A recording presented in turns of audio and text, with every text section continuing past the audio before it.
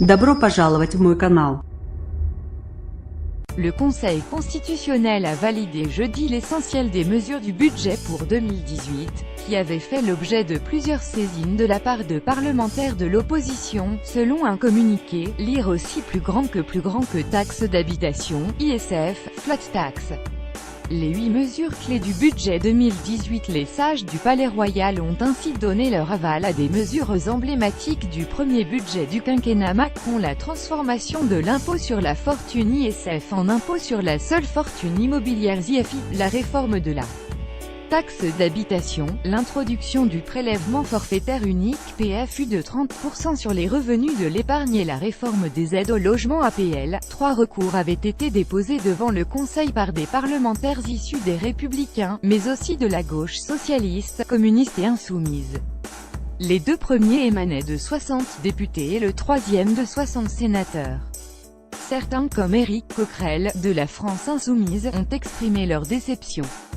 Taxe d'habitation. Le Conseil exclut toute inégalité devant les charges publiques et saisit sur la réforme de la taxe d'habitation, qui prévoit une exonération progressive pour 80% des foyers. Le Conseil a estimé, selon son communiqué, que le législateur s'était fondé, en retenant comme critère d'éligibilité au nouveau dégrèvement un plafond de revenus en fonction du quotient familial, sur un critère objectif et rationnel, et a donc écarté l'idée selon laquelle l'égalité devant les charges publiques ne serait pas respectée. Lire aussi plus grand que exonération de la taxe d'habitation, un cadeau empoisonné. Les sénateurs LR jugeaient par ailleurs que cette réforme contrevenait au principe d'autonomie financière des collectivités territoriales.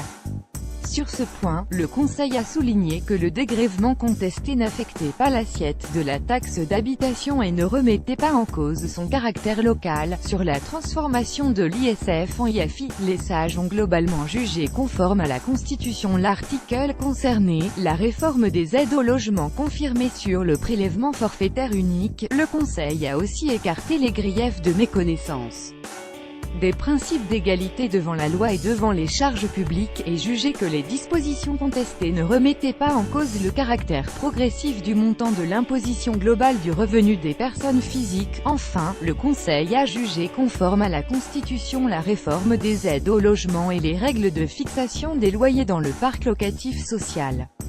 Elle prévoit une baisse de 5 € des APL et une baisse identique des loyers dans les logements sociaux.